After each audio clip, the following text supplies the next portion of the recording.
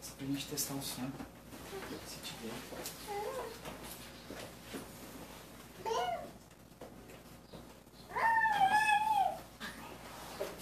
Aqui na saída. Luiz Eduardo Bittencourt está fazendo uma transmissão.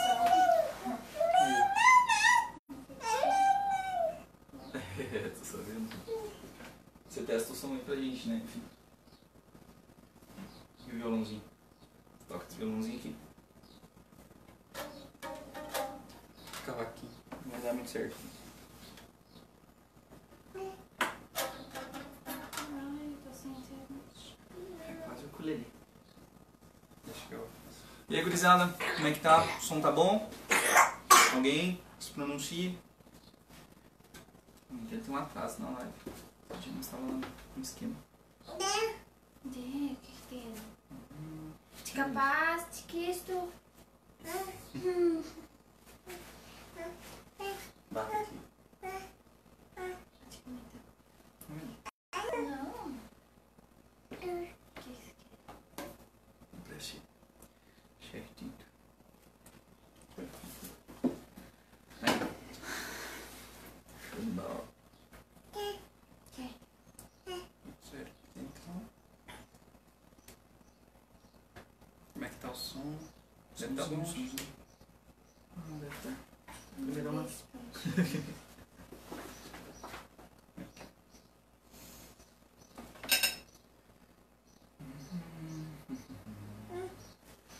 ver como é que tá o som. Tá pegando. Tá legal, tá legal. É isso. Quem quer dar um recado lá? Eu quero dizer bom dia e antes que eu me esqueça, mandar um abraço pro Jonathan, que ele me pediu. Então, um abraço, Jonathan. Faz tempo que eu não vejo esse Paz, Josi aqui, nosso pequeno Rafinha. Vamos juntos responder umas perguntas, questões que às vezes muitos têm e não têm às vezes coragem de perguntar. É isso aí, galera. Então, um bom dia pra vocês, uma boa tarde, boa noite, depende do horário que vão assistir depois também. Então a gente nós vamos dar uma lida no primeiro capítulo de 2 Coríntios e depois a gente responder 3 perguntinhas feitas pelos convidados. E eu espero que a gente tenha uma cabeça um pouquinho aberta pra gente aceitar algumas coisas e ver realmente o que tem fundamento bíblico para nós tentarmos responder essas questões. Que não basta eu achar alguma coisa e de repente eu tentar falar aqui ou questão bíblica. Beleza? Acho que antes de a gente já começar, daí qualquer coisa a gente já pode ficar mais à vontade, daí a Josi ora e a gente já pode ficar de boa. Então vamos lá nos direcionar ao Pai e que eu vou deixar explicado que a minha oração com Ele é como se eu estivesse conversando com um amigo. Espero que cada um possa entender que a intimidade com Cristo é diferente para cada um, mas eu tenho Ele como meu melhor amigo. Vamos lá. Senhor, meu Deus e meu Pai, nesta manhã, que o Senhor nos deu mais um dia de vida, queremos te agradecer porque todos os dias o Senhor tem estado conosco, não tem nos abandonado e tem nos dado discernimento para que a gente possa entender o que o Senhor quer conosco. Te peço, Senhor, que venha estar conosco nessa manhã, que essa mensagem, essas perguntas, essas respostas possam tocar vidas através do nosso entendimento. Que tudo que a gente venha falar aqui seja por dentro da sua palavra. Te agradecemos por tudo, fica conosco e bora lá. Amém. Então, galera, se vocês puderem acompanhar lá na 2ª carta aos Coríntios, no primeiro capítulo, vamos dizer assim, nós vemos Paulo falando sobre que ele estava demorando para ir em Corinto e que não podia ir. E eu gosto mais do capítulo 2, mas hoje a gente só vai falar para nós podermos fazer essas perguntas e essas questões bíblicas um pouco mais à vontade, porque são bastante questões, são bastante versículos que falam tanto do pecado, quanto do perdão, quanto da remissão dos pecados, se a gente é justificado por isso ou por aquilo. Então, lá em 2 Coríntios, é interessante que o Paulo ele já começa sempre falando, se identificando e falando de repente se ele estava em algum lugar, se ele estava se dirigindo a alguém. Isso é interessante porque muitas vezes a gente pode pegar uma parte bíblica e tentar colocar ela no nosso contexto e ela pode vir de uma forma relativamente destrutiva. Nós tentarmos defender um versículo para tentar defender algum apoio que a gente tenha político, algum interesse pessoal, isso pode se tornar um pouco complicado. Então quando a gente vê ali lá no primeiro versículo, ele acaba falando então: Paulo, apóstolo de Cristo Jesus, pela vontade de Deus, e o irmão Timóteo, a igreja de Deus que está em Corinto, e a todos os santos em toda a Acaia. Graça a vós outros e paz, da parte de Deus, nosso Pai, e do Senhor Jesus Cristo. Bom, aqui ele já fala que ele está junto com Timóteo, né, e escrevendo justamente para os santos. Então, mesmo ele tendo uma direção para algum lugar que essa carta ia parar, era justamente para os santos que se localizavam em alguma região. Então, necessariamente não...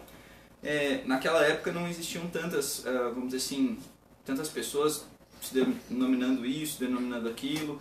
Então, se provavelmente existisse esse Paulo agora, é provável que ele teria se identificado para cada uma ou ter dado essa carta de uma maneira uniforme para cada um. Hoje nós temos ela como base para os ensinamentos de Paulo, né?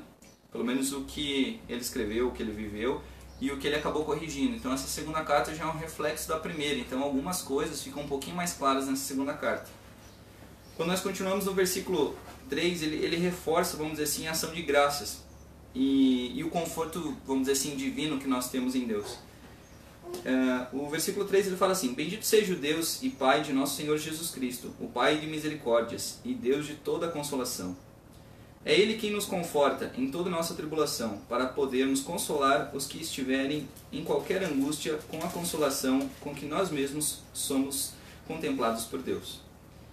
Porque, assim como os sofrimentos de Cristo se manifestam em grande medida a nosso favor, assim também a nossa consolação transborda por meio de Cristo.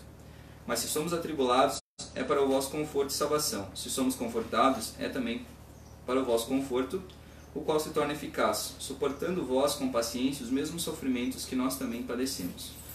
Bom, na realidade, aqui ele vai confirmar que a esperança dele está firme e tal, e justamente que ele tem essa esperança, tanto que ele levou essa esperança até o fim, até mesmo morrendo ao fio da espada. Só que a gente começa a ver algumas coisas que ele trata da situação que estava acontecendo na época, tanto dele quanto dos outros irmãos, vamos dizer assim, que poderiam estar sendo perseguidos, mas ele a princípio seria, vamos dizer assim, um alvo dessa perseguição, justamente por talvez quase um ódio dos dois lados. Talvez não dos irmãos que depois aceitaram ele como apóstolo, mas mesmo ele antigamente perseguindo os crentes, perseguindo a igreja, perseguindo as pessoas que anunciavam o evangelho. Depois ele veio se tornar um ministro de Cristo. Então a gente vê ele falando desse sofrimento e o favor divino em relação a ele e em relação a todos. Então, em outra parte da Bíblia ele justamente fala que ele considera o menor dos apóstolos justamente por causa disso, por causa que ele perseguia a igreja antigamente, vamos dizer assim. Depois que ele teve um encontro com Jesus, justamente ele passou a pregar esse evangelho, passou a ser ministro do evangelho. Isso não aconteceu da noite para o dia, mas justamente ele começou a ter uma outra visão sobre o que realmente era. Os olhos dele realmente se abriram para o que realmente era a salvação, o que era Jesus. Aqui ele vai falar justamente que a gente não coloca o apoio em nós mesmos, mas em Deus, né, que ressuscita os mortos. Então ele dá um respaldo para o capítulo 15 da carta de 1 Coríntios, que ele fala sobre a ressurreição, que muitos já não acreditavam, muitos já estavam meio desesperançosos por causa da demora de repente Cristo vir ou alguma coisa assim como muitos de nós somos. Na segunda carta de Pedro a gente vê ele falando que muitos também duvidavam disso, então duvidavam dessa volta de Jesus. Pode ser que relativamente a gente venha a padecer na terra, essa nossa vida terrena até chegue ao fim, mas a esperança que dá da ressurreição é justamente Deus, não é necessariamente eu ou você temos essa afirmação por meio do nosso entendimento, é justamente pela revelação que Deus deu para nós, e ela deu através do esforço dos mártires, de hoje a gente poder ter acesso à Bíblia e conhecer um pouquinho mais da Palavra de Deus. Ele coloca um pouquinho então lá no versículo 12, porque a nossa glória é esta, o testemunho da nossa consciência, de que com santidade e sinceridade de Deus, não com sabedoria humana, mas na graça divina, temos vivido no mundo e mais especialmente para convosco. Porque nenhuma outra coisa vos escrevemos, além das que ledes e bem compreendeis. E espero que o compreendereis de todo, como também já em parte nos compreendestes. E somos a vossa glória, como igualmente sois a nossa no dia de Jesus, nosso Senhor. Bom, então aqui ele fala da vinda, ele fala da questão da glorificação, necessariamente das boas obras produzidas em Cristo, e não necessariamente deles alcançarem isso por causa da glória de ter alcançado alguma pessoa. Até porque a glória relativa, vamos dizer assim, que a gente tem que ver, a principal glória, na verdade, ela tem que ser dada a Deus, e não necessariamente aos homens. E Paulo, nas cartas dele, até a gente vai ver mais pra frente, que ele fala que se a gente não tivesse essa esperança, se a gente não tivesse isso, a gente seria os mais miseráveis dos homens. Então, na verdade, esse primeiro capítulo ele vem colocar uma introdução para colocar um conforto nessas pessoas, justamente da parte divina, porque muitas vezes, às vezes, se eu fosse falar, escrever uma carta para vocês, colocar assim, eu garanto para vocês, eu faço isso para vocês, eu falo disso para vocês. Mas necessariamente se a gente desviasse isso e começasse a dizer, o Dudu que está fazendo isso, logo vocês poderiam na oração de vocês dizer assim já, tipo, o Dudu Senhor abençoe, igual diz um pregador bem conhecido. Mas eu só vou trocar as palavras aqui. Ele diz, valei-me, Dudu, que tem a cobertura dele sobre a minha vida. Não, necessariamente quem dá essa nossa cobertura, essa nossa relativa certeza, né, que muitos acabam se abalando, e justamente Paulo vem reforçando nas cartas, da gente alcançar a salvação é justamente Deus, e não necessariamente uma doutrina inventada por homens. Certinho? Então a gente já vai para as perguntas lá, que na verdade esse capítulo ele é mais introdutório para a segunda carta dos Coríntios, mas ele vai ser bem produtivo, porque a gente vê Paulo no segundo capítulo se retratando de algumas coisas e na verdade oferecendo conforto, inclusive, para as pessoas que em comunhão eles decidiram que talvez ela não deveria participar daquele meio. Então ele ainda exorta os irmãos a irem atrás daquela pessoa. Então justamente a gente acaba percebendo algumas coisas que às vezes a gente faz por estar na Bíblia, mas nós acabamos não fazendo tudo que está na Bíblia, ou todas as vamos dizer assim, não digo ordenanças ou leis, mas necessariamente a gente acaba falhando na questão do eu faço pela metade, não faço por inteiro. E daí isso acaba prejudicando bastante a questão do próprio ser, né? A gente fala geralmente que um homem de Deus, uma mulher de Deus, ou alguma coisa assim, nesse sentido. Tem que ser o sim, sim e não, não, mas às vezes a gente acaba falhando como nós somos homens. O problema não está aí, na verdade, no nosso falhar, a gente acabar pecando, a gente acabar errando, mas o problema é que nós não queremos voltar atrás, nós não queremos corrigir o erro, nós não queremos pedir perdão, nós não queremos fazer justamente o que Jesus pediu para que a gente fizesse. Então isso se torna meio perigoso, a gente achar isso como doutrina e não voltar atrás porque dizer, eu estava errado naquela história lá e daí vou ter que pedir perdão nesse sentido. Então acaba, vamos dizer assim, nós sendo mais os religiosos da parte ruim, vamos dizer assim, do que os religiosos da parte boa, igual o Thiago fala aqui, alimentam os órfãos e as viúvas. Beleza, galera? Então vamos lá para as perguntas então. A primeirinha seria? Todo pecado tem perdão? Todo pecado tem perdão. Moça abençoada aí, né? Fizeram umas perguntas boas. Na verdade, até a primeira e a segunda, elas têm uma relação, né? Bastante grande, que já seria... Qual que é a segunda? Ok. Deixa pra ela. Quem comete suicídio tem chance de ir pro céu?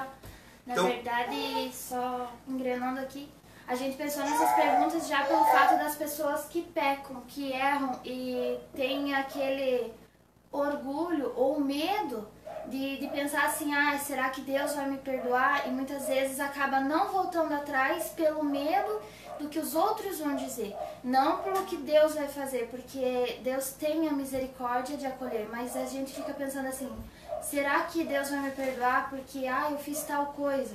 Na sociedade cristã tem pecados que não teriam perdão, adultério ou fornicação, várias outras coisas assim que englobam a igreja. E nesse quesito a gente fica se perguntando, será que todo pecado tem perdão? e já vem junto a questão do suicídio. Muita gente tem parentes que podem ter se suicidado e às vezes não tem uma palavra de conforto ou às vezes, tipo assim, tem medo de dizer, essa pessoa vai pro inferno. Então, é nesse quesito que a gente pensou nessas perguntas. Então para pesquisar, geralmente eu sempre pesquiso no dicionário em português e depois eu tento ver a origem da palavra lá no hebraico ou no grego, né? É mais fácil a gente traduzir do grego. Inclusive eu já fiz algumas traduções do grego. Eu não, né? Dicionamento os caras fizeram, né? Mas tudo bem. Já fiz algumas traduções do grego, a qual às vezes a gente acaba pegando, né? Essa tradução que a gente chama de Septuaginta. E às vezes no original é um pouquinho diferente, na questão até mesmo da palavra igreja. Eu estou entrando nisso porque literalmente às vezes a gente acaba se apegando, vamos dizer assim, a uma tradução, a um sentido, a um modo de vida, e nós acabamos justificando as nossas ações através de algumas partes bíblicas. Então, do grego, por exemplo, a gente pode usar o prefixo ek, de eclesia, para conseguir falar que a igreja também é a assembleia que se reúne, mas ela também é os chamados para fora. E isso talvez, na parte do hebraico, já se torna um pouquinho diferente, que a palavra vem como, se não me engano, é kalar ou kahar, e ela acaba mudando um pouquinho o significado. Então, em outras partes da Bíblia, a gente vê a mesma palavra sendo usada apenas para as pessoas que se reúnem, e não necessariamente, né, para essas pessoas chamadas para fora. Só que eu creio que Deus faz essas coisas desse jeito justamente para a gente tentar dar uma relevada. Não quer dizer que, né, nós que nos reunimos também não vamos para fora. Eu gosto de um exemplo de um pastor, agora eu tenho acompanhado ele agora no começo, agora eu estou começando a acompanhar ele agora, e ele fala justamente sobre os pontinhos, né? Muitas vezes a gente vê um lugar sendo como referência e a gente vai naquele lugar, a gente se reúne naquele lugar, tudo bem. Aí ele acaba dizendo, olha, daí ele mostra o mapa da cidade e coloca assim, ó, aqui então é o ponto forte de vocês, onde vocês se alimentam, onde vocês vão, onde vocês se reúnem e tal. E daí, só fica aquilo ali, daí a cidade, um mapa tão grande, tipo, sem colocar. Aí o que ele faz? Ele coloca mais pontinhos, sendo a nossa casa. Então, por exemplo, a casa aqui, a casa de vocês lá, a casa de não sei quem lá. E ele começa a colocar outros pontinhos. E daí ele coloca um risquinho, dizendo que todos vão para lá. E daí ele coloca um pouquinho mais, ele começa a colocar o trabalho, onde a gente trabalha. Então ele coloca o trabalhinho lá, um pontinho no trabalho, e logo esse mapa ele já vai ficando mais completo, ele já vai ficando mais colorido na questão de, por exemplo, tem mais pessoas, tem mais lugares que a gente consegue alcançar necessariamente do que só em uma região, só em um lugarzinho, vamos dizer assim. E com a internet a gente consegue fazer, vamos dizer assim, isso com muito mais facilidade. Então, justamente que a gente usa desse meio para conseguir disseminar a palavra, a gente conseguir ouvir a palavra. Agora parou de chover, mas o tempinho tá feio, né? Igual a gente falou no Baby Live passado, às vezes a pessoa não consegue chegar a algum lugar que fale da palavra de Deus. Talvez até vá porque eles falam um pouco menos, mas daí o cara não fica 1h30 aí com a gente. Mas enfim, na verdade, gurizada, eu pesquisei então o que é o pecado e pesquisei alguns versículos bíblicos que dão sentido para o que é o pecado. Eu vi alguns vídeos também de algum pessoal que tentou responder essas perguntas, né? Alguns mais famosos, outros menos, mas justamente com o sentido de tentar dizer o que é o pecado. Em várias Bíblia Live passadas a gente tentava falar o que é o pecado e a gente ainda dava uma brincada, isso se a gente souber o que é o pecado.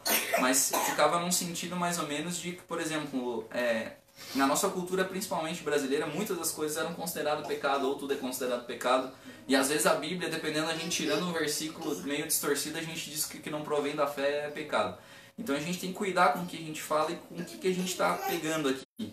E às vezes a gente é meio rápido no sistema, né? A gente vê uma imagenzinha, eu sou muito dessa, eu vejo uma imagenzinha que por mais que esteja uma verdadezinha, seja meio bruta lá, eu vou lá e compartilho. E é uma das coisas que a gente tem que cuidar, igual o Paulo falou de refrear a língua, o Thiago também fala, a gente tem que tentar dar uma cuidada e tentar dar uma analisada no contexto. Então, no significado para a religião do pecado, ele seria desrespeito a algum preceito religioso, transgressão da lei de Deus ou dos mandamentos da igreja. Aí por extensão ele coloca um exemplo assim, a violação de alguma norma ou dever, um erro. Aquilo foi um pecado musical, atitude que demonstra maldade, perversidade. É um pecado deixá-lo sozinho. Aquilo que deve ser sentido, lastimado. É um pecado deixar comida no prato. Condição de quem cometeu um pecado religioso, daí fica no caso, o modo de vida daquele homem está rodeado pelo pecado. Bom, tecnicamente eu acho que todos nós estamos rodeados disso e falhos, vamos dizer assim, em uma questão. É claro que Paulo coloca nas cartas dele que quem vive pelo Espírito não vive pecando.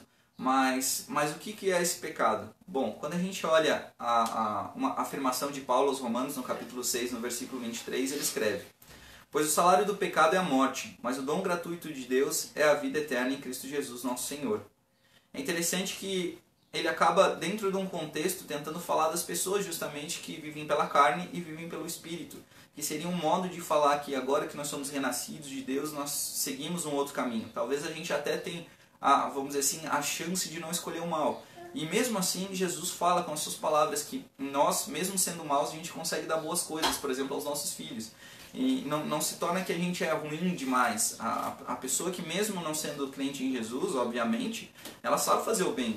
Eu conheço várias pessoas, por exemplo, que acabam fazendo isso, mas acabam fazendo coisas legais, acabam ajudando pessoas, acabam estendendo muito a mão, igual aquele bom samaritano, do que muito mais pessoas que seriam religiosas do tempo, seriam levitas do tempo, seriam alguma coisa em questão de Deus, vamos dizer assim, de tentar ou de ter algum cargo, vamos dizer assim, eclesiástico.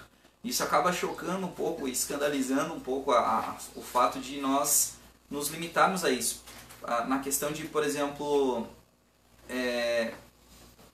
de nós nos limitarmos em conhecimento e no conversar, porque é difícil às vezes a gente ter um momento que a gente consegue abertamente conversar, falar, perguntar de algumas coisas, e nós também não sabemos tudo. Assim como nós acompanhamos pessoas, assim como nós estudamos a Bíblia, assim como em oração a gente tenta ler a Bíblia, tenta interpretar a Bíblia e pedir sabedoria a Deus para que Ele nos ajude a compreender a Bíblia, nós temos que ter a certeza que nós podemos errar, nós estamos passíveis ao erro. Igual eu falei da tradução do grego lá, por exemplo. Era uma tradução que literalmente em muitos estudos já foram usadas e que o pessoal começa relativamente a espalhar. Só que algumas coisas dessas podem ser destrutivas para algumas pessoas, né? As pessoas que de repente têm uma ideia de necessariamente nunca mais eu vou ir dentro de uma instituição porque agora eu sei que minha missão não é lá dentro, sabe? Então isso acaba relativamente jogando ideias que podem influenciar outras pessoas de uma forma negativa. E muitas vezes isso está errado. Pode ser que esteja errado e na maioria das vezes, pelo menos pela Bíblia, em Hebreus e em outras cartas que a gente acaba acompanhando, ele diz que é importante a comunhão. Eu gosto bastante de um pregador que ele defende bastante uma relação a isso, mas ele não é contra a gente se reunir, contra a gente fazer isso, contra aquilo. Porque nesse tempo de política eu vi muitas pessoas que são contra isso, contra aquilo, só que o problema são as polarizações, não é a gente não concordar. Não concordar a gente tem todo o direito, mas o problema é a gente polarizar demais. Então, ou é esse número ou é esse número lá. E daí acaba um negócio assim, tipo, às vezes, eu até, essa semana eu me peguei pecando na questão de, por exemplo, assim, um aluno meu falou assim pra mim, tipo assim, eu me vi na situação que eu não vou poder votar na pessoa que eu quero votar, porque essa pessoa, porque senão, se aquele outro cara ganhar, a gente tá ferrado, a gente tem um problema muito grande. Então eu não vou poder votar. Daí eu disse, pois é, né? Daí eu falei brincando, mas relativamente concordando e fui falando assim, pois é, às vezes o cara quer fazer um voto moral e acaba não fazendo por causa de uma situação dessa. Aí eu fiquei pensando o que eu falei, aí fiquei em casa, fiquei refletindo sobre o que eu tinha falado, eu disse, então eu vou deixar a moralidade, ou pelo menos os meus relativos princípios bíblicos de lado para tentar resolver alguma questão, ou eu vou confiar em Deus, eu vou fazer o voto que talvez Ele pediria para mim, para você, para ele, para ela, para todos, relativamente dentro do seu conhecimento, dentro da sua convicção, igual o Paulo falou ali em 2 Coríntios, fazer uma escolha. Então, pra mim, essa semana eu já levei um tapinha na cara relativo, em relação a isso. E hoje pretendo até fazer um voto que seja conforme os princípios que eu acredito que sejam certos, e não necessariamente só para não colocar alguém no poder ou alguma coisa assim. Até porque eu creio em Deus e creio que, relativamente, nessa questão de política, mesmo a gente distorcendo e defendendo algumas coisas, hoje nós vemos vendo pessoas quase morrendo para defender uma causa, eu vou defender, vamos dizer assim, a única imagem que eu creio que seja certo de defender, que é Jesus Cristo. Então vamos continuar lá. Em Romanos, no capítulo 3, no versículo 21 a 24, ele fala: Mas agora se manifestou uma justiça que provém de Deus. Independente da lei, da qual testemunham a lei e os profetas, justiça de Deus mediante a fé em Jesus Cristo, para todos os que creem. Não há distinção, pois todos pecaram e estão destituídos da glória de Deus, sendo justificados gratuitamente por sua graça, por meio da redenção que há em Cristo Jesus. Bom, eu coloquei essa parte aqui no meio para a gente não ficar rodeando muito em cima desses assuntos, e logo a gente vai ver relativamente o que é esse pecado. A gente acaba vendo que Jesus ele veio justamente para essa, vamos dizer assim, eu não vou dizer que seja só para essa função, mas ele veio nos dar ensino, ele veio nos mostrar o reino, ele veio até para os seus, mas eles não tinham recebido ele, nem receberam, e eu acho que se a gente tivesse lá naquela época, talvez nós não teríamos recebido ele, talvez, depende, pode ser que sim. Mas eu sempre brinco que eu seria o cara que estaria de lá de baixo gritando crucifica o mais alto e ainda fazendo um corinho lá. Porque muito provavelmente a gente se julga justamente ou se coloca sempre no lado bom da história. Mas a gente tem que ver que pelo contexto da época talvez eu estaria o fariseuzinho lá se eu pudesse, né, dependendo da tribo que eu nascesse, blá blá blá. Mas enfim, eu poderia estar sendo o cara que estava lá no templo lá dizendo... eu sou isso, eu sou aquilo, não sou igual aquele pecador. Enfim, então a gente acaba vendo alguma coisa que Paulo coloca nesse terceiro capítulo como sendo uma justificação. Mas agora manifestou a justiça que provém de Deus sobre Cristo Jesus. Então isso acaba ficando um pouquinho estranho, porque a gente diz assim, poxa, a gente tinha uma dívida, eu tinha uma dívida com Deus. Nós ainda relativamente cometemos erros. E provavelmente a gente vai continuar cometendo. Mas ele veio para pagar essa dívida. Ele na verdade absorveu, vamos dizer assim, a ira de Deus. A ira de Deus caiu sobre ele.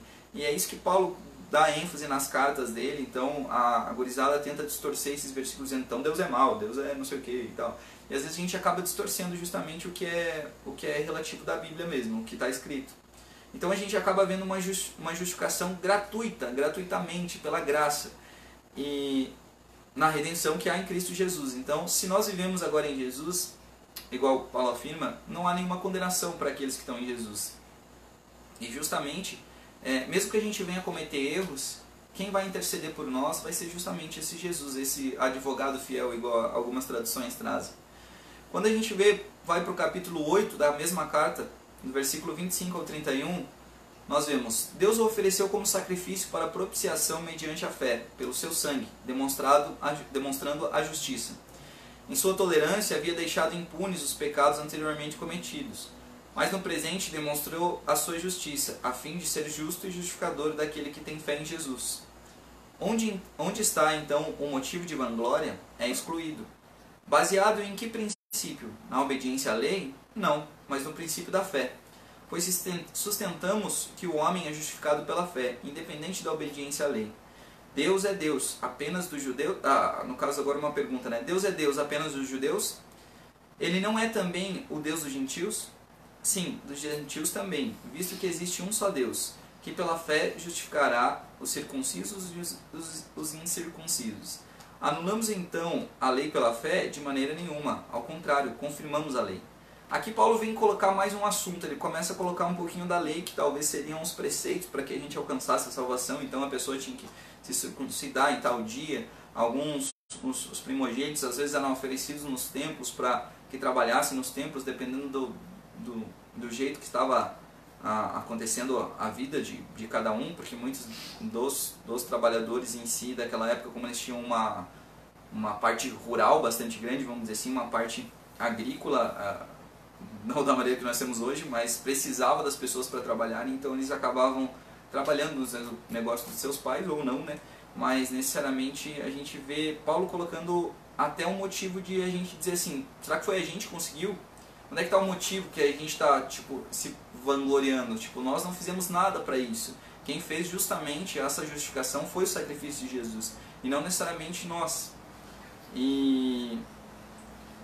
Mas mesmo assim, a gente começou a ver que o salário do pecado é a morte, mas ainda fica essa dúvida nossa, o que é relativamente o pecado? Então eu falei, coloquei uma questão assim, ó, pecado de quem? O nosso pecado, o pecado de Adão, se Adão pecou eu não ia pecar naquele lugar, tal. Tipo, a gente até pode pensar isso necessariamente, mas ele acabou cedendo justamente à transgressão da lei de Deus, e é por isso que Paulo fala tanto da lei, porque as pessoas achavam que se a gente seguisse a lei justamente, né, nós teríamos a justificação, e nós vivemos num tempo diferente, nós vivemos no tempo relativamente, que às vezes a gurizada erroneamente prega, mas no tempo da graça. Então nós temos a nossa justificação em quem? No sangue de Jesus, na graça que Deus depositou sobre Jesus, pelo seu sacrifício, e nós temos a nossa certeza na esperança da ressurreição, da glória em que Cristo também ressurgiu dentre os mortos. Ou no caso, foi ele o princípio, mesmo outras pessoas tendo ressuscitado dentro da Bíblia, foi ele que veio com o corpo glorificado, foi ele que disse que toda a autoridade foi dada para ele nos céus e na terra. E é ele que vamos dizer assim, por mais que a gente coloque no contexto, nós vemos que foi ele quem prometeu que ele voltaria e ainda ia preparar lugar para as pessoas que crescem nele. No caso dos judeus, ou pelo menos daquela época, o problema maior era crer que ele era o Messias. Por quê? Porque necessariamente eles criam o quê? Que o Messias ia vir, ia tornar Israel um negócio muito valente, um negócio bom, que ia governar sobre as outras nações. Necessariamente seria uma visão de, por exemplo, eu tenho poder e eu vou governar sobre eles, e enfim, acabou a história. E Deus vai esmagar os nossos inimigos, vai pisar eles com os pés, vai fazer um monte de coisa. Então eles acabavam tendo uma visão sobre o Messias, e quando ele veio, vamos dizer assim, igual Paulo fala aos Filipenses, se destituindo da sua glória, sofrendo, assim como nós, e ainda aguentando muito mais que talvez a gente teria aguentado, a gente acaba vendo realmente um Deus diferente, uma parte de um Deus que ele é misericordioso, e não necessariamente só aquele o rainho lá que quer jogar em cima da nossa cabeça. Isaías, no capítulo 64, do versículo 6, ele coloca, vamos dizer assim, todo mundo sobre o mesmo chão. Ele coloca assim: somos como o impuro, todos nós. Todos os nossos atos de justiça são como trapo imundo, murchamos como folhas, e como o vento, as nossas iniquidades nos levam para longe. Então Isaías ele já vem falando em várias vezes justamente desse motivo de vanglória, porque às vezes mesmo a gente fazendo uma boa ação, a gente talvez demonstra um interesse que não é aquele interesse, por exemplo, é a glorificação de Deus, é isso aqui. A gente pode ser que a gente faça alguma coisa e não seja por um motivo bom, não seja por um motivo do coração, não seja para a justificação de alguém, para justificação, vamos dizer assim, para demonstrar a nossa fé, né? E, bom, aí aproveitando isso, eu coloquei em 1 João, no capítulo 3, ele coloca o seguinte, no versículo 4. Todo aquele que pratica o pecado transgride a lei. De fato, o pecado é a transgressão da lei. Bom, se a gente isolasse esse versículo, a gente já via, poxa, então vamos fazer o seguinte, vamos voltar todo mundo lá para a lei, vamos fazer tudo que está pedindo lá na lei. Mas é um pouquinho ao contrário disso. Vocês sabem que ele se manifestou para tirar os nossos pecados, e nele não há pecado. Todo aquele que nele permanece não está no pecado. Todo aquele que está no pecado não o viu e nem o conheceu. Bom, literalmente então aqui, para a maioria dos teólogos, a gente vê esse pecado num estado justamente de ser inimigo de Deus. Aquele que é inimigo de Deus é justamente quem não crê nele, assim como a gente vê em outras partes. A gente até vai dar uma lida aqui meio rápida, mas a gente vai conseguir perceber isso e ver isso na Escritura. Então, né, não adianta o Duduzinho aqui tentar colocar as coisas pra gente, sendo que a Bíblia que vai falar por ela mesma. Então, Tiago, no capítulo 4, ele coloca no versículo 17: portanto, pensem nisso. Quem sabe que deve fazer o bem e não faz, comete pecado. Parece que começou bem a mensagem, né? A gente até começou falando do favor divino, e é isso a essência da mensagem, mas parece que está piorando, parece que cada vez mais nós estamos cometendo pecado. E talvez seja uma noção que a gente tem que ter sobre algumas coisas. Eu vejo muito isso na palavra, não quer dizer que a gente tem que sair discutindo, brigando com muita gente necessariamente, por causa disso, por causa daquilo. Mas a gente tem que olhar para a Escritura, onde Tiago também fala, por exemplo, assim, que se a gente pudesse fazer o bem, podendo fazer o bem, às vezes a gente não faz. Até Paulo fala isso também nas cartas dele, dizendo às vezes que o mal que ele não quer fazer, ele já fez. Então a gente acaba tendo uma noção bem grande, por exemplo, que mesmo sendo um apóstolo, mesmo sendo as pessoas que andaram ali com Jesus, elas vieram a cometer alguns erros. Continuando então, em 1 João, voltamos para o capítulo 1, porque seria bem interessante. Ele coloca assim, ó: se afirmarmos que estamos sem pecado, enganamos a nós mesmos, e a verdade não está em nós. Se confessarmos os nossos pecados, Ele é fiel e justo para perdoar os nossos pecados e nos purificar de toda injustiça. Se afirmarmos que não temos cometido pecado, fazemos de Deus um mentiroso, e a sua palavra não está em nós. Quando a gente começa a olhar então para a Escritura, a gente vê que realmente, às vezes, muitas vezes a gente acaba se vangloriando necessariamente e construindo, vamos dizer assim, um currículo, né? Por exemplo, eu fiz isso, eu fiz aquilo, e essa às vezes acaba sendo a nossa identidade com Deus. E muitas vezes nós não somos igual aquele pecador, aquele moço que chegou no templo de joelho no chão pedindo perdão para Deus, não conseguia nem olhar para cima e dizendo: Senhor, eu sou um pecador, perdoa os meus pecados. Então isso se torna uma coisa bem forte nesse nosso meio, porque muitas vezes a gente não vê muito isso, e isso é um problema. Na verdade, a gurizada fala tanto de dar testemunho, e às vezes quando alguém cita, por exemplo assim, eu fui salvo por Jesus, capaz da pessoa perguntar, dizer assim, tá, e qual foi o milagre que Deus fez na tua vida? Daí necessariamente fica um negócio, por exemplo assim, então não chegue, esse não é o milagre, esse não é o maior milagre, esse não é o maior bem que a gente poderia ganhar. E continuamos no Evangelho dizendo assim, se você fizer o bem, não será aceito, mas se o não fizer, saiba que o pecado o ameaça a porta, ele deseja conquistá-lo, mas você deve dominá-lo. Essas palavras elas foram feitas justamente, se eu não me engano, para Caim, quando um pouquinho antes dele matar o irmão dele. E isso foi bem interessante, por quê? Porque a questão do ciúme, dessa questão de tentar parecer mais para Deus, ou ser mais do que alguém para Deus, levou Caim a um pecado. E eu coloquei uma parte bem interessante que já vai entrar na nossa segunda pergunta, que é o perdão. Na tradução original do hebraico, eu só vou ler aqui para a gente conseguir entrar na parte. Então lá em Gênesis 4 fala: disse Lameque às suas mulheres, Ada e Zilá: ouça-me, mulheres de Lameque, escutem minhas palavras. Eu matei um homem porque me feriu, e um menino porque me machucou. Se Caim é vingado 7 vezes, Lameque será 77. No hebraico, às vezes, essa referência, e eu achei muito legal, eu escutei esses dias, dei uma pesquisada para ver realmente se era justamente que esse 77 ele pode ser traduzido do original do hebraico para 70 vezes 7. E aonde que a gente encontra essa referência do 70 vezes 7? Justamente lá na parte em que Pedro chega para Jesus e pergunta, né? Tipo, se o irmão pecar contra mim, quantas vezes eu perdoo ele? Aí a gente já está entrando um pouquinho na segunda pergunta, tipo, na questão do perdão. E daí a gente já vai encerrar esse aqui respondendo as duas perguntas. Então a gente olha Pedro chegando assim, ele já estava sendo um cara massa. Vamos dizer assim, naquela época o 7 era visto como um número, vamos dizer assim, forte, um número de virtude, blá blá blá. Necessariamente a gente não acredita muito nisso, a gente não dá muita bola para isso, mas necessariamente naquela época eu acho que ele chegou muito bem para Jesus assim, aí Jesus, né, tipo, se eu perdoar 7 vezes, será que eu perdoo ele 7 vezes? E eu acho que ele se achou legal assim, porque ele dizia, nossa, eu não vou perdoar 1, 2, eu vou perdoar 7, já que seria um número forte. E daí Jesus lança um problema para ele, que seria justamente essa questão do não, você vai perdoar 70 vezes 7, o que acaba, vamos dizer assim, fazendo referência àquele homem vingativo. Não, agora não tem mais vingativo, agora a gente está vivendo no perdão, a gente tem que ser essa pessoa que perdoa.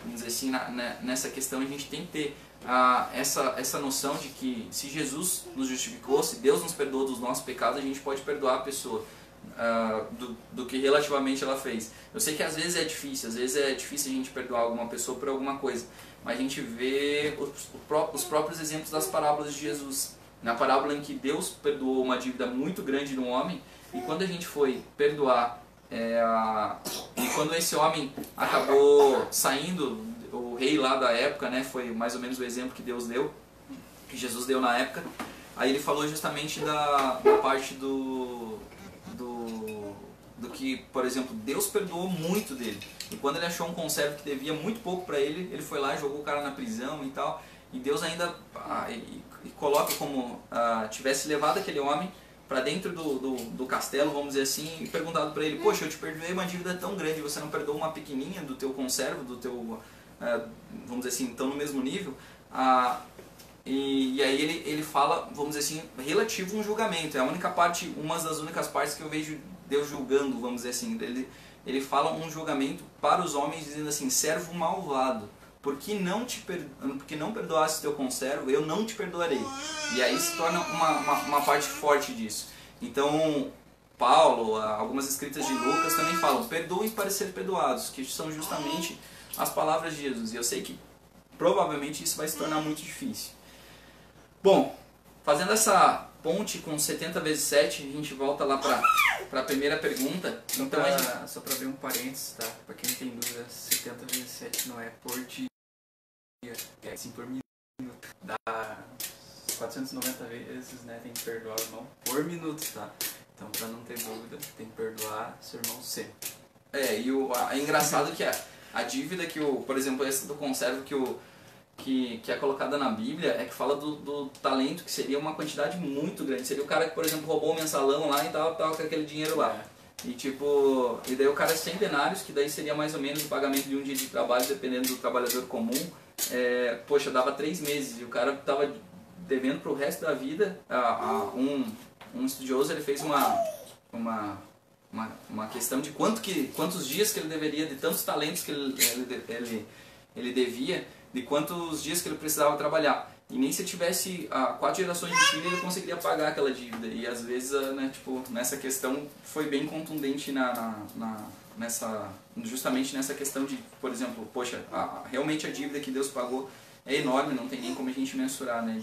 Então o fato de que a gente se acha grande, fazendo pouco.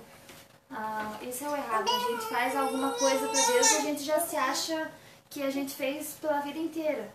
Então, é uma coisa que a gente tem que buscar o perdão de Deus todos os dias, porque a gente não pode pagar, a gente não tem como pagar o amor que Ele teve por nós. E é engraçado isso no ser humano. A gente faz algo pequeno e acha que já é suficiente. E já se acha maior, como você também disse, já se acha maior que o irmão. Então, para dar uma complementada, só para reforçar o que a gente falou, em 2 Coríntios, no capítulo 5, versículo 21, está escrito: Deus tornou pecado por nós aquele que não tinha pecado, para que nele nos tornássemos justiça de Deus. Em Romanos, no capítulo 8, Paulo também fala do versículo 1 e 2. Portanto, agora já não há condenação para os que estão em Cristo Jesus, porque por meio de Cristo Jesus, a lei do Espírito de vida me libertou da lei do pecado e da morte. No capítulo 6 de Gálatas, do versículo 1 e 2 também, ele fala: Irmãos, se alguém for surpreendido em algum pecado, vocês que são espirituais deverão restaurá-lo com mansidão. Cuide-se, porém, cada um para que também não seja tentado. Levem os fardos pesados uns dos outros e assim cumpram a lei de Cristo.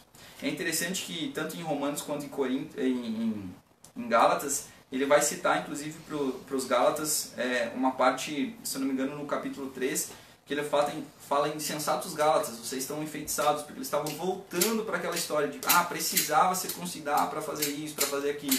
Então, nós vemos Paulo dar uma ênfase muito grande para as coisas que tinha naquela época. Necessariamente hoje em dia eu acho que talvez não tenha muitas pessoas voltando para isso, mas mesmo assim a gente tem que reforçar. Eu já vi alguns estudiosos colocarem assim: a gente não tem que discutir sobre a lei, a gente necessariamente não está fazendo discussões sobre a lei. O que era uma discussão sobre a lei? Era se, por exemplo, falava que a mulher não podia estar em casa no período fértil, no período que ela tivesse com sangria, dependendo da escrita, da tradução, né? Mas se ela tivesse nisso, tudo que ela tocasse era impuro, não sei o quê. Então os caras começaram a fazer assim: beleza, então vamos discutir o que isso significa. Beleza, então agora a moça que tiver assim, ela fica lá no quarto, que daí ela não vai ter contato com ninguém, beleza, deu tudo certo. Não, mas ela precisa ficar em outra casa. Legal, então a gente vai construir um cômodo lá fora para ela. Então isso eram discussões da lei, não necessariamente a gente discutir a Bíblia e a relação que tem na lei, que teve a sua parte na história, se cumpriu em Cristo, e que Cristo vem hoje fazer a nova aliança conosco através do seu sangue.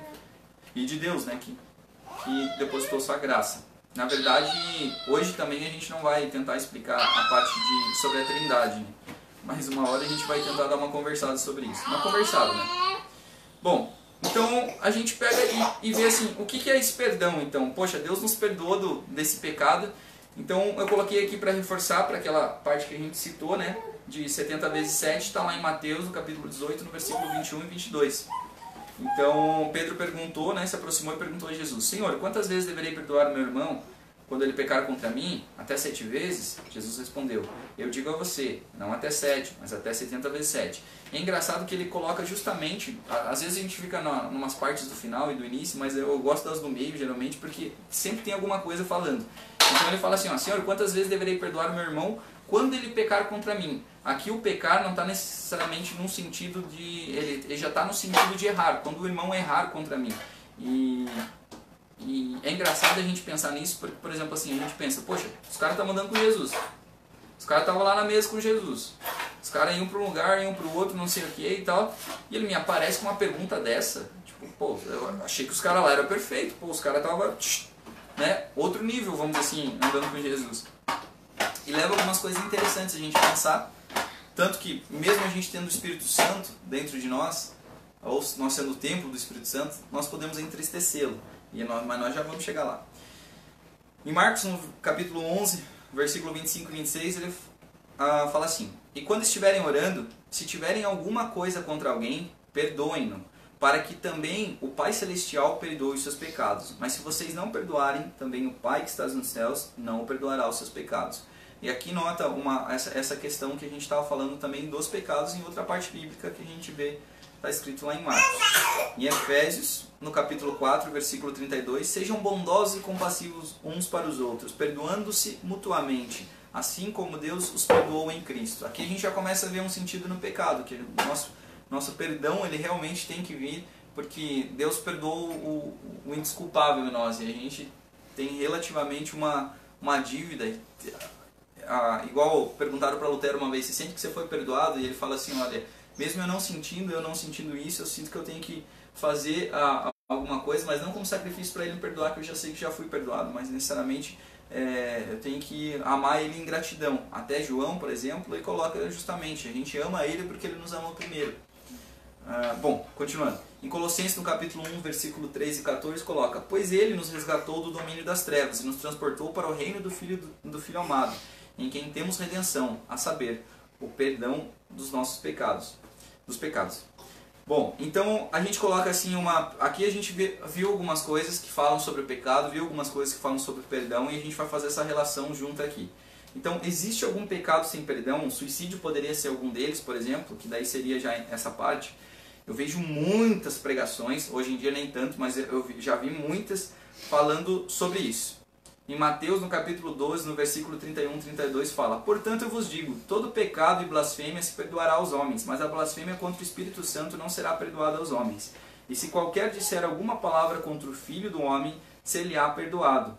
Mas se alguém falar contra o Espírito Santo, não será perdoado, nem neste século, nem no século vindouro. Eu já vi muitas ameaças, inclusive, em cima de púlpitos, sobre essa palavra aqui. Vou ler a segunda aqui para a gente poder ver aqui, e daí eu vou tentar dar uma explicada para a gente. Na verdade vos digo que todos os pecados serão perdoados aos filhos dos homens. Aqui está em Marcos capítulo 3, versículo 28 e 30. E toda a sorte de blasfêmias com que blasfemarem, qualquer. Porém, quem blasfemar contra o Espírito Santo nunca obterá perdão, mas será réu do juízo eterno. Então a gente tem que ver, na verdade, é mais uma questão daquelas que a gente sempre conversa. A questão do contexto. O que seria o pecar contra o Espírito Santo? Bom, os homens viram Jesus expulsando endemoniado, eles falaram isso aqui, ele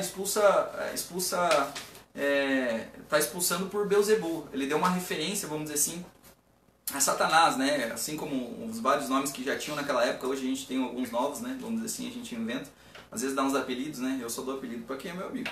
Mas enfim, mas a gente acaba vendo que a blasfêmia do Espírito Santo naquele momento foi justamente eles apontarem para Jesus e dizer assim, ele está expulsando, esse espírito aí que ele está fazendo por Beelzebul.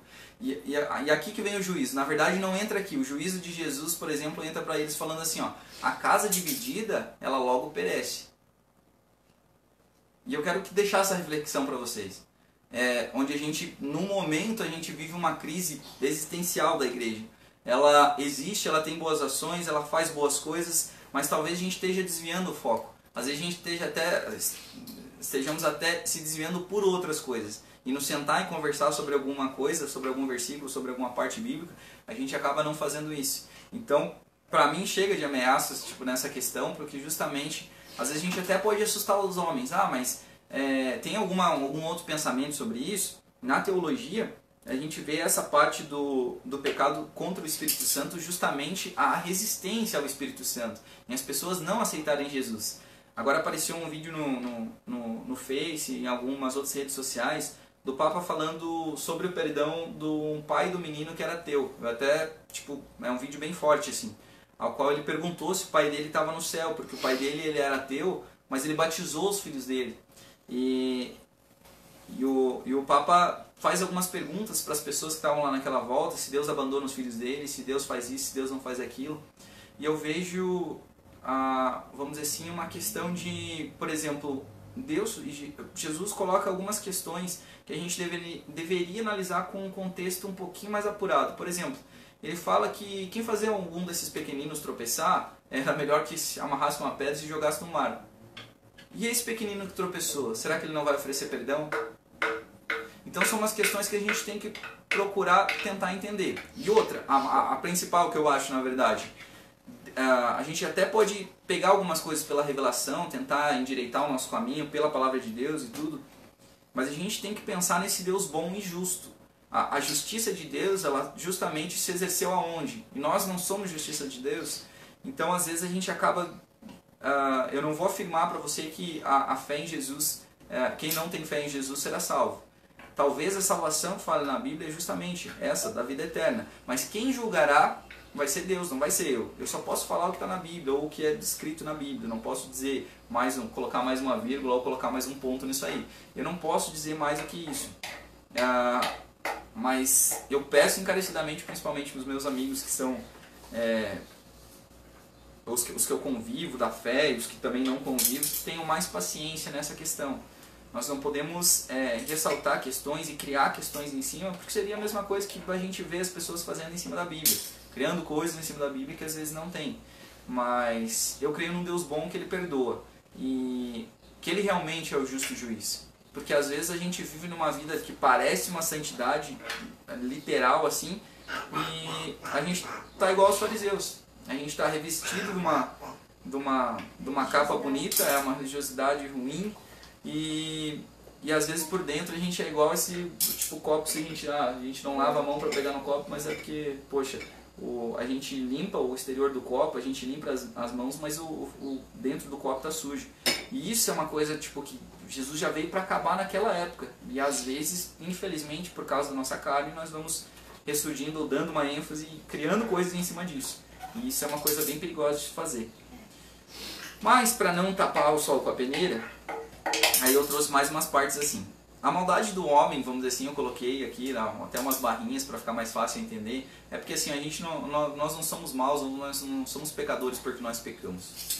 Nós pecamos porque nós somos pecadores. Nós fazemos isso porque está na nossa carne. Porque, infelizmente, mesmo a gente tendo dentro o Espírito Santo, ou nós nos considerando, e assim como Paulo fala, não sabeis vós que são templo do Espírito Santo, e Ele habitando dentro da gente, nós acabamos entristecendo. Então a gente pode ir numa direção contrária. Talvez seja isso que até a passagem quer dizer. A gente às vezes acaba tomando decisões que não procedem da palavra de Deus. Isso que é interessante. Bom, então em Gálatas, no capítulo 5, do 19 ao 26, fala: ora, as obras da carne são manifestas. Então aqui, gente, muito cuidado, mas muito cuidado mesmo. Porque as traduções do hebraico, muitas vezes, pelo menos as traduzidas do grego e depois do grego para o hebraico, e algumas traduções a gente perdeu também, a gente acaba criando novas leis. Então, por exemplo, ele coloca assim, as obras da carne são manifestas: imoralidade sexual, impureza e libertinagem, idolatria e feitiçaria, ódio, discórdia, ciúmes, ira, egoísmo, dissensões, facções e inveja, embriaguez, orgias e coisas semelhantes. Eu os advirto, como antes já os adverti, que os que praticarem essas coisas não herdarão o reino de Deus. Mas o fruto do Espírito é o amor, a alegria, a paz, a paciência, a amabilidade, bondade, fidelidade, mansidão e domínio próprio. Contra essas coisas não há lei. Eu gosto de parar um pouco e sempre voltar no outro versículo. Então, por mais que a gente pratique essas boas obras, a justificação está em Cristo Jesus. A palavra ela vem como um meio de a gente entender, parar de viver por situações que acabam levando nós ao erro. E muitas vezes, por exemplo, o circuncidar, depois que Jesus veio, depois que fez ressuscitou e tal, depois que teve o encontro com Paulo, que Paulo começou a pregar, que Paulo começou a escrever essas cartas. Então ele vem colocar assim, algumas coisas que não seriam legais, principalmente no começo da igreja. Quando era a igreja primitiva, as pessoas até viviam em comunidade. Então, por exemplo, alguns escândalos, Paulo tentou dar uma cessada, dar uma conversada com a gurizada que estava vivendo lá naquela época, dizendo assim, olha, talvez esse não seja o caminho. As pessoas lá de fora vão olhar para vocês e não vão ter uma referência. E continua. O problema é que às vezes a gente acaba exaltando a lei que a gente criou em cima de uma aparência de santidade e acaba descartando as outras coisas. É igual a gurizada que sacrificava o pombinho, sacrificava não sei o que, fazia jejum com pano de saco e às vezes acabam esquecendo da misericórdia e da justiça, que eram umas coisas principais que Deus tinha pedido ao povo naquela época. Igual a gente vê em Isaías 58. Então quando a gente continua lá, os que pertencem a Cristo Jesus crucificam a carne com as suas paixões e seus desejos. Se vivemos pelo Espírito, andemos também pelo Espírito. Não sejamos presunçosos, provocando uns aos outros e tendo inveja uns dos outros. Provavelmente ele já estava tentando resolver algum problema que já estava lá nos Gálatas. Porque as pessoas já começavam a colocar outras coisas para dizer, só eu sei disso, só eu sei daquilo. E é um alerta pra gente também, porque a gente acaba vendo que a gente acaba errando também com os outros, a gente acaba provocando os outros, a gente acaba tendo uma inveja. Às vezes eu não quero comprar um carro para eu ter uma situação melhor pro meu filho, para alguma coisa assim.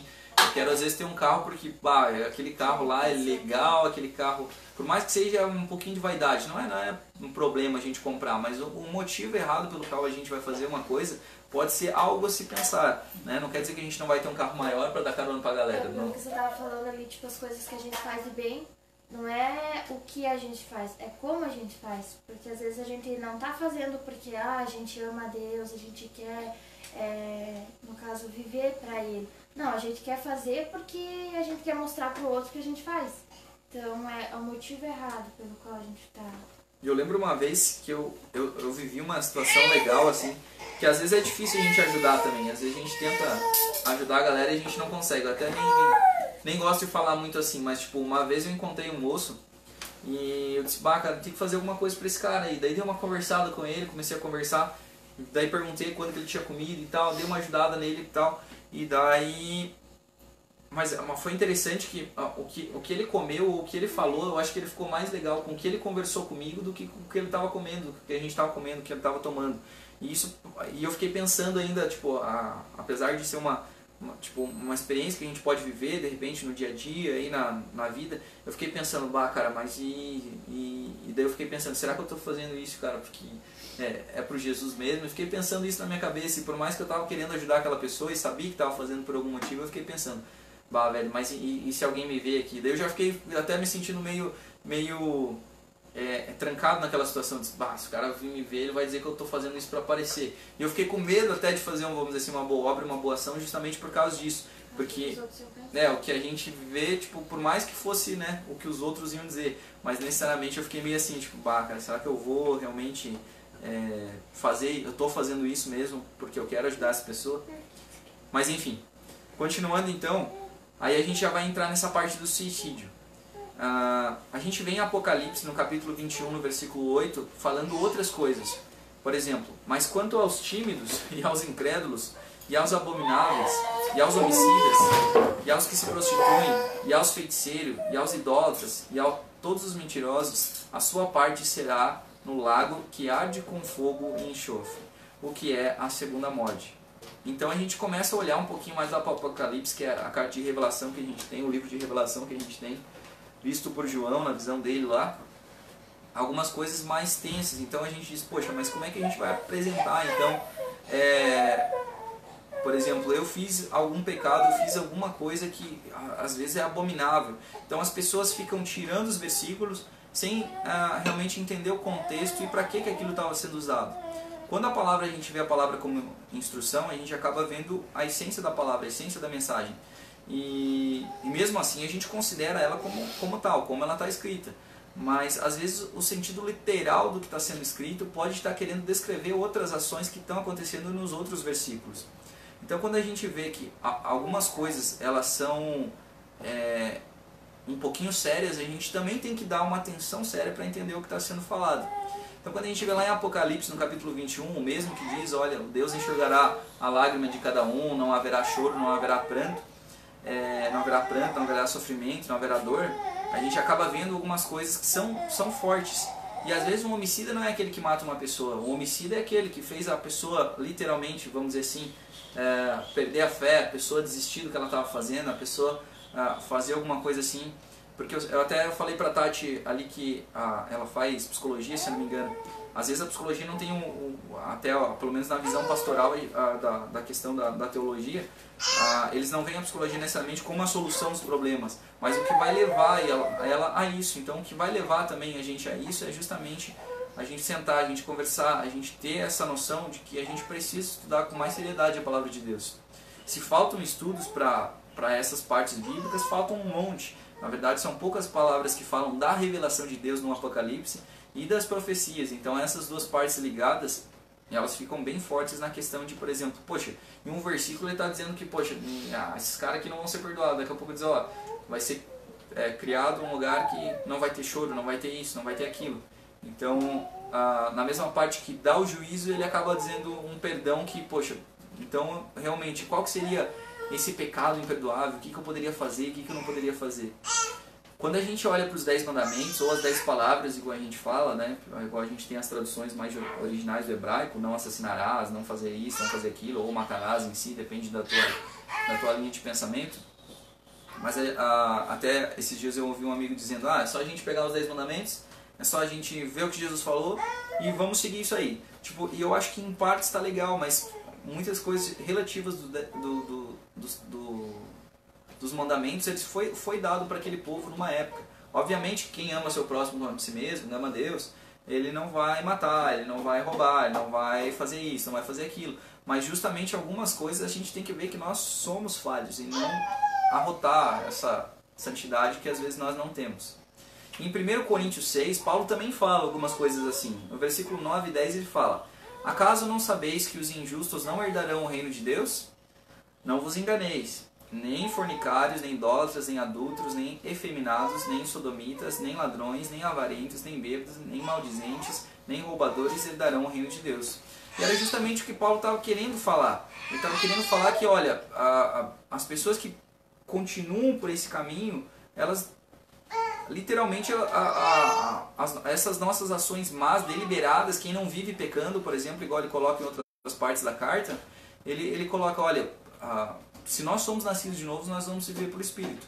Pode ser que de repente eu bebo vinho, tranquilo, de repente eu só não vou me embriagar com ele, também não vou me embriagar com as obras da carne, que talvez seja o sentido da palavra. Mas em nenhuma das partes bíblicas a gente vê, por exemplo, Deus proibindo tais práticas, dizendo assim, olha, por exemplo, você não vai beber, não vai não sei o que. Mas, em compensação, falando da embriaguez, daí já se torna outro esquema. Para as pessoas que estudam e sabem os efeitos do álcool no organismo, talvez isso torne um pouquinho mais... com uma visão um pouco mais aberta, sabendo que, olha, aquele esquema da taça de vinho lá é balela. Uma taça de vinho por dia é balela. Isso aí pode ser que não dê tão certo. Para Paulo, isso também aconteceu uma vez, dizendo para, se eu não me engano foi Timóteo, que ele falou assim, ó, Timóteo, o teu estômago está ruim, bebe um pouco de vinho, passa o óleo justamente, se você estava ferido, não lembro bem da passagem, mas ele fala, unge com óleo, enfim, que para a maioria dos teólogos era um óleo específico de cura, para curar alguma coisa que estava em enfermidade, enfim. Então a gente acaba tendo que analisar todos os pontos bíblicos, porque sempre vai ter alguém que, por exemplo, na nossa pregação, talvez que não, mas vai dizer assim, se eu não tivesse citado essas palavras, as pessoas já estavam comentando embaixo. Então a gente tem que ter a noção, primeiro, que Deus é bom, que Deus é justo e que Ele vai terminar a boa obra em nós. Então, para finalizar, eu coloco uma sequência aqui de versículos que fica muito legal. Então em Romanos 8, no versículo 38 e 39, fala o quê? Porque eu estou, o mesmo Paulo que citou essas coisas, porque eu estou bem certo de que nem a morte, nem a vida, nem os anjos, nem os principados, nem as coisas do presente, nem do porvir, nem os poderes, nem a altura, nem a profundidade, nem qualquer outra criatura poderá separar-nos do amor de Deus que está em Cristo Jesus, nosso Senhor. Então ele acaba falando nessa carta justamente sobre, e ele fala também no mesmo capítulo, quem será contra nós se é Deus que nos justifica? Então ele não quer colocar necessariamente um outro Deus que a gurizada acredita como um inimigo dele, mas como o único Deus, como esse Deus que relativamente a gente tem olhado para ele com tanta dúvida. E ele continua dizendo as coisas, nem as coisas presentes nem o porvir. E por que eu bato bastante nessa tecla? E pode ser que a gente se divida agora, mas eu creio que justamente na parte que fala de Filipenses, que ele fala justamente isso. Aquele que começou a boa obra em vós, há de completá-la até o dia de Cristo Jesus.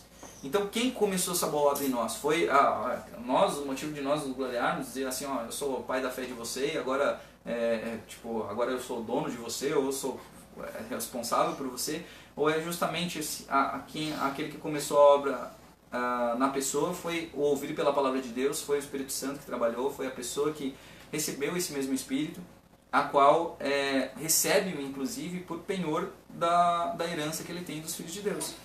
E, enfim, eu acho que essa parte é muito forte. Então, na verdade, quando a gente analisa a Bíblia inteira, a gente pode ter as nossas pretensões de tentar dizer que Deus é mau. Então, quando a gente olha para as perguntas de novo, a gente vê que todo pecado tem perdão. Se é Deus quem perdoou e se é Deus quem perdoa os nossos pecados, é muito provável pelos versículos que a gente viu hoje que sim, com exceção da blasfêmia do Espírito Santo, que foi o próprio Jesus que falou. E o que era a blasfêmia do Espírito Santo? Era o que nós falamos. Aconteceu uma situação, um contexto lá, em que os homens atribuíram as obras do Espírito Santo para que eram obras de Satanás. Que foi mais ou menos o que a gente escolheu, né? A gente não escolheu seguir a Deus, a gente escolheu seguir o Satanás e comer do fruto, e a gente só acabou fazendo maldade.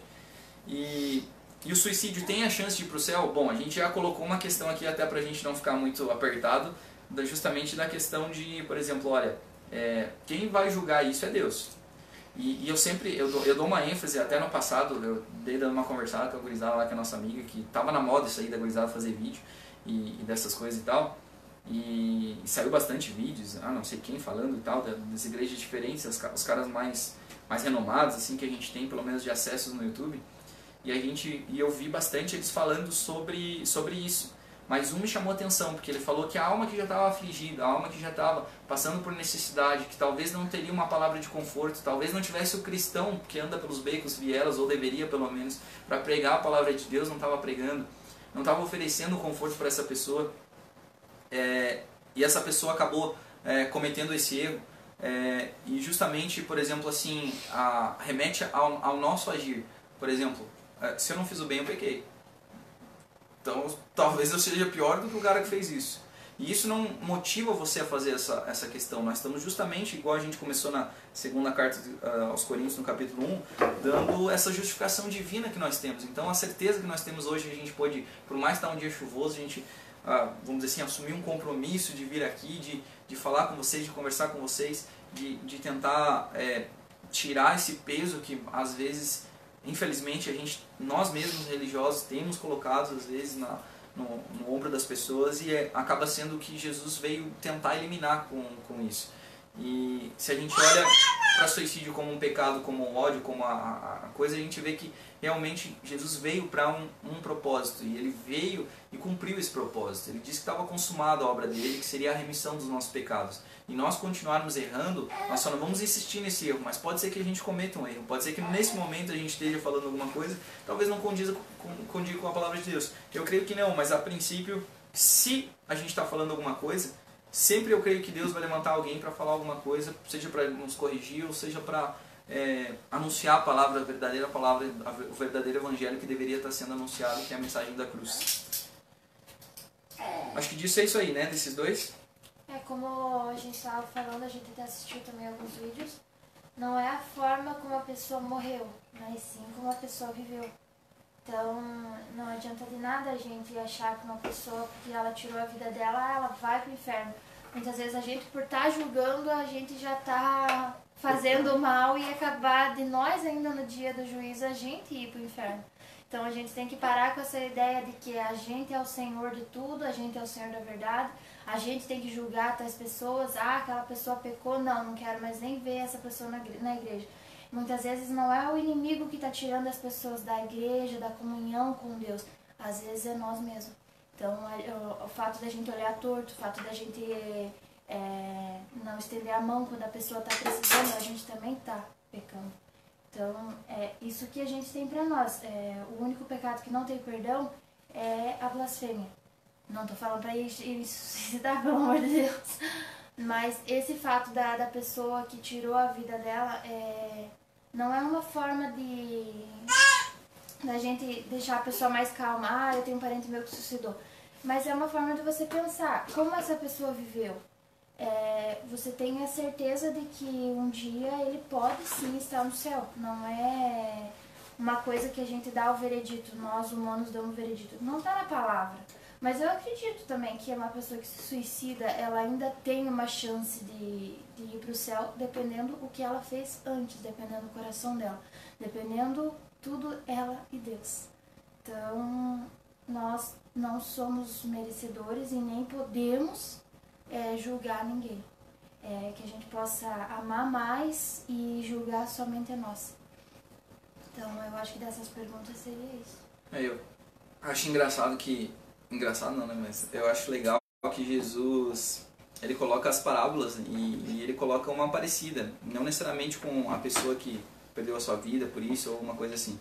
Mas ele coloca, por exemplo, que tem várias pessoas ali que estão sentadas nesses becos e vielas. Eles estão nessa rua. Talvez o contexto da época diria que essas pessoas estavam numa praça, sentadas, esperando por trabalho. E às vezes a gente acha que por estar trabalhando mais tempo ou por a gente tem que receber mais do que o outro, ou pior, né? Às vezes a gente acha que eles têm que receber menos. E na parábola, pelo menos da vinha, Jesus vem falar, por exemplo, assim, olha, ao meio-dia ele pegou trabalhadores, às 4 ele pegou trabalhadores, e daí aqueles últimos lá que foram pegos foram recebendo primeiro.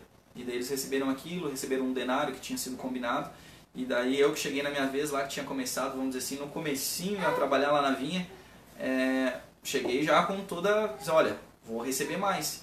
E às vezes a gente tem que pensar justamente no lugar certo, com esse pensamento. Às vezes parece que a gente está... Eu sempre tenho parecido que eu dou essa ênfase, que nós somos pecadores, nós somos passíveis ao erro, mas talvez seja por essa parte que a gente tem que começar a olhar a Bíblia. Aí depois, quando Paulo falar, os santos que estão em tal lugar, a gente vai entender, porque a gente não é santo por causa de nós mesmos, a gente é santificado justamente por causa e justificado por causa de Jesus. Chamados pelo menos santos assim. E daí tem a última pergunta que está bem curtinha aqui, na verdade eu coloquei só porque eu achei ela legal, assim, bem subjetiva, que era justamente como seria Jesus se ele vivesse no tempo de hoje. Bom, na verdade, se eu fosse pensar lá naquela época, né, se ele viesse, vamos dizer assim, hoje para fazer a mesma coisa que ele fez, já aconteceram várias coisas depois daquele tempo, né? Vamos dizer assim, as pessoas já se dividiram, seja por causa de religião, por causa daquilo e tal, na época para os judeus. Os judeus, muitos deles nem, vamos dizer assim, eu sempre brinco que Jesus passou ali diante deles e eles não perceberam que ele era o Messias. Mas necessariamente, se a gente fosse pensar talvez no sentido que é a própria pergunta, eu acho que ele não estaria nem mais nem menos do que justamente usando os meios que ele tem para falar do Evangelho, para falar do reino de Deus, que talvez seja muito pouco anunciado ou muito distorcido, que tem sido falado, e anunciando as boas novas. O que é as boas novas? Tanto na ressurreição dele, ele ficou 40 dias com os discípulos lá depois da ressurreição, pelo menos o que fala em Atos, no capítulo 1, se não me engano, mas necessariamente esse evangelium que a gente tem da Septuaginta também, que quer dizer as boas novas. Por exemplo, olha, vocês não precisam mais lutar, eu vou lutar por vocês, então não precisam mais fazer isso. Só que o que eu fiz? Em vez de eu ficar só nessa mensagem, aí eu acho que Jesus, se ele estivesse aqui agora, obviamente ele sempre venceu as questões, as perguntas de uma maneira sábia. Mas mesmo assim, a gente achar que ele era um louco, provavelmente comunista, que é da igualdade de todo mundo, que inclusive, vamos dizer assim, poxa, o cara acha que faz milagre, igual a gente vê numa música do Fábio Braza, com uma gurizada lá, ele é até um cara que rima, faz umas músicas legais lá, uns raps, e ele faz um rap sobre Jesus. E ele, na parte que ele fala, né, tem vários outros que falam outras coisas, mas ele fala, olha Jesus, você acha que você fez vários milagres aqui, andar sobre as águas, não sei o que, mas milagre é você andar aqui às 6 da tarde de busão, não sei o que. Então eles colocam várias coisas necessariamente das dificuldades da vida. Mas necessariamente eu acho que Jesus, se tivesse aqui nessa época, a gente, como eu já vi em outros lugares, a gente ia rir dele, provavelmente, vamos dizer assim, e não dar atenção para as palavras dele, muito provavelmente. Assim como talvez na época... Provavelmente a gente teria feito pior do que a crucificação. Talvez. É bem provável. Talvez ele estaria lá no manicômio, lá, né? Tava no hospiciozinho lá. A gente até pagava para ele ficar lá, porque um cara desse só podia estar louco. Chegar dizendo que, por exemplo, ele poderia ser o Salvador, e na verdade ele nem chegou com esse aspecto. Ele falou que quem dava testemunho dele era o Pai. E a gurizada já queria colocar blasfêmia. Não, isso é blasfêmia, isso é não sei o quê. E tentavam achar motivos para tentar prender Jesus. Lembrando, para quem acha que a gente está falando uma besteira aqui, a gente está falando como se Jesus tivesse nascido no tempo de hoje. Não como se ele já tivesse nascido e voltado hoje. Isso. Não, a gente está falando como se ele estivesse hoje aqui e... Nossa, eu fico imaginando assim, ele com 8 anos de idade e chegar lá num tribunal, alguma coisa do tipo, ou até mesmo numa catedral católica, ou numa igreja grande evangélica, né? Porque temos várias igrejas, mas vou citar essas duas porque eu acho que são as duas maiores que estão aqui no Brasil, em todo o país. E ele chegar lá com 8 anos de idade e ele vir dizer alguma coisa que os mais velhos... Porque isso toda pessoa sabe, quando um pregador se levanta ou alguém que está falando alguma coisa é mais novo, é muito difícil alguém que é mais velho escutar. Eles aceitarem que Deus fala também com uma criança, que Deus usa uma criança, Deus usou até um jumento. Então, eu acredito que se Jesus estivesse nascido no tempo de hoje e ele estivesse aqui para dizer, no caso, contradizer a religiosidade que está... Nossa, eu acho que nós, no tempo de hoje, faríamos muito pior do que a crucificação. Faríamos muito pior do que gritar, crucifica-o. Então, eu acho que a gente poderia, sim... eu imagino ele também ter nascido no tempo da ditadura. Ele não teria ficado quieto. Eu imagino quantas coisas piores ele teria passado. E o pior de tudo, ele teria passado. Sem reclamar. Por causa que ele nos ama. Ele nos amou. Como o Dudu disse, a gente vive por ele porque ele nos amou primeiro. Então, ele teria passado e a gente teria feito muito pior. Então, essa pergunta a gente não fez tanto pela Bíblia, assim, porque isso não tem na Bíblia. A gente só fez essa pergunta pra gente pensar. Será mesmo que a gente teria feito diferente do pessoal do lado de trás? Será mesmo que a gente teria a vida que a gente tem hoje se Jesus não tivesse vindo naquele tempo? Será mesmo que a gente olharia para uma pessoa que está ali fora, que está precisando de ajuda e passaria assim, alguém vai ajudar ele, Jesus te ama. Mas às vezes a simples palavra não faz nada. O que você tem feito, né? A gente põe umas perguntas ali, todo pecado tem perdão? Às vezes tem. Dependendo se você se arrepende, mas o medo do que os outros vão falar, do que nós, como igreja, sendo igreja, nós mesmos, o que a gente tem feito por essas pessoas que têm errado? Será que a gente tem olhado e dito assim, o que Jesus faria no tempo de hoje? Será que ele levantaria essa pessoa ou será que ele faria como a gente que às vezes passa do outro lado da rua para não precisar cumprimentar alguém que pecou? Por isso que a gente botou essa pergunta. O que ele faria? Será que a gente tem andado como Jesus teria andado? Será que a gente tem falado, eu sou crente, eu sou evangélica, mas às vezes a pessoa que está do teu lado não sabe, porque a gente tem vergonha disso. Como será que Jesus faria? Será que a gente tem andado nesse caminho? Então, essa reflexão que eu tenho pegado pra mim, não só pros outros. Eu acho que pra mim, pra gente se autoanalisar, né? Pra essa questão. O que a gente tem feito? Jesus, no tempo de hoje, não tem nem explicação do que eu acho que a gente teria feito.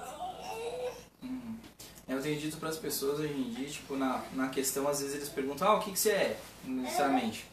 Aí eu digo, olha, eu sigo Jesus. Aí que é uma afirmação que eu tenho feito, ou tento falar ainda, né, brincando, né?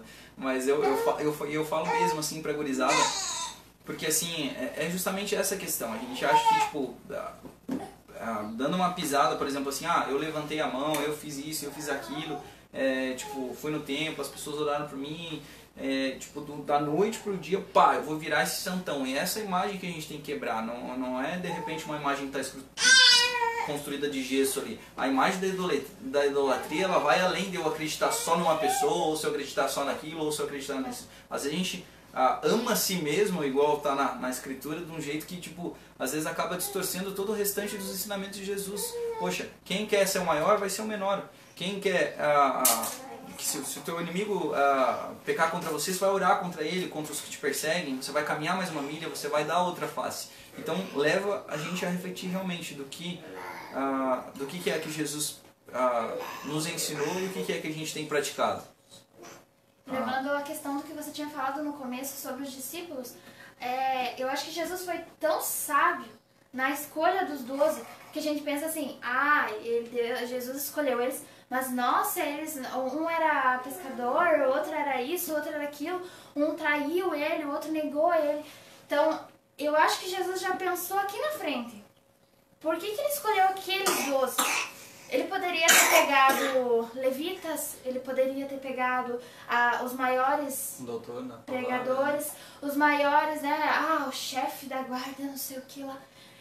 Ele poderia ter pegado essas pessoas, mas por que ele foi pegar pessoas pequenas? Por que ele foi pegar pessoas que ele sabia o que iria acontecer lá na frente? Para provar, para mostrar que ele nos amou como a gente é. Ele poderia ter pegado os grandes, mas ele escolheu lutar por todos. E pegando aqueles menores, a gente já percebe a questão de todas as perguntas englobadas ali. Todo pecado tem perdão? Como a gente já falou, só a blasfêmia que não. Mas a gente pecou uma vez, ou a gente pecou duas. Esse é o errado da gente, que a gente continua pecando. Mas ainda assim, se você realmente de todo o coração se arrepender e voltar pro amor de Deus, ele sempre vai estar de braços abertos para você. Por isso que os 12 lá já mostra que não importa se você é pequeno, não importa se você não sabe o que fazer, não importa o que você já fez. Jesus está lá de braços abertos por você também. Não importa, mas tem um pregador lá tão bom, por que Jesus ia querer eu? Muitas vezes, tem muita gente que se faz essas perguntas, eu também me faço essa pergunta. Mas ele olha pra você e ele te diz assim, eu te amo. E aí já pega de volta a Bíblia, a igreja de hoje, nós como igreja, nós estamos tirando essas pessoas. Mas se a gente se autoanalisar as pessoas que Jesus escolheu para estarem do lado dele, a gente não faria isso. Mas aí que tá errado, a gente não faz, a gente não se autoanalisa. É complicado, é uma questão assim de que eu me indigno comigo mesma. Porque essa é a questão de o que Jesus faria. A minha vida inteira, e tudo que eu vou decidir, tudo que eu vou escolher, tudo que eu vou fazer, eu sempre me pergunto o que Jesus faria. Você também tá gostando? Participação do jovem. Participação especial. É isso aí. Falou alguma coisa? Não mais. Só ver se o Jota tá assistindo aí.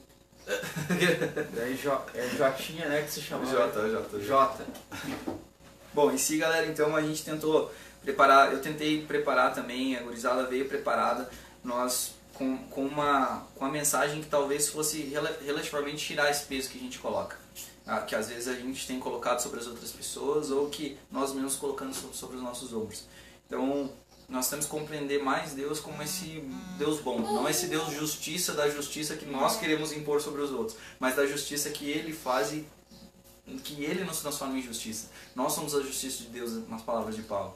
Então, eu gostaria de agradecer se vocês assistiram até agora, se puderem, então compartilhem esse vídeo para que essa mensagem chegue a alguém. Né? Às vezes tem pessoas fazendo trabalhos em alguns lugares, pode ser que a gente não seja o cara mais simpático, o cara mais bem eloquentes e tal, mas nós acabamos fazendo isso justamente por amor a Ele. E eu até dei uma conversada antigamente com a gurizada que às vezes tipo, tem alguns vídeos que eles são denunciados, sabe?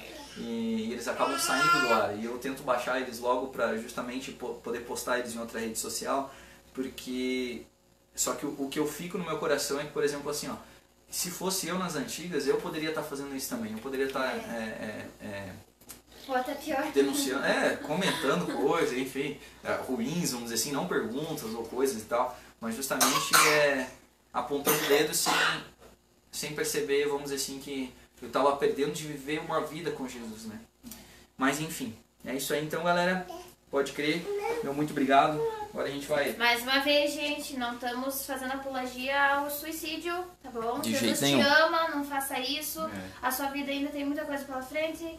Deus te ama, nós te amamos e se precisar, estamos aí. Se estiver passando por alguma dificuldade, pode mandar mensagem, conversa com a gente vai estar disposto a dar uma Deus conversada. abençoe. Não tem nada nessa vida que possa afastar a gente do amor de Deus. Então a gente vai tentar levar esse amor de Deus para você também. Eu espero que a gente desenvolva essa consciência também, porque Ele nos amou de tal maneira que olha todo o sacrifício que Ele fez. Amém? Valeu.